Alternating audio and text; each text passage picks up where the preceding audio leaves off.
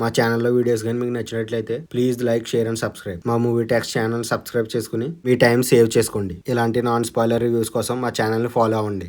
ఆవేశం ఇది ఒక మలయాళం మూవీ అండి. ఈ మూవీ 2024 ఏప్రిల్ 11 రిలీజ్ అయిందండి. ఈ మూవీని జీతూ మాధవన్ తీశారండి. ఆయన మూవీని ఎంత బాగా తీశారంటే దాదాపు ఈ మూవీ 150 కోట్లకు పైగా కలెక్షన్స్ రాబట్టిందండి. ఫహద్ ఫాజిల్ ఈ మూవీలో మెయిన్ లీడ్ గా నటించారండి. ఈ మూవీ ఇప్పుడు May 9 నుండి ప్రైమ్ వీడియోలో స్ట్రీమ్ అవుతుందండి.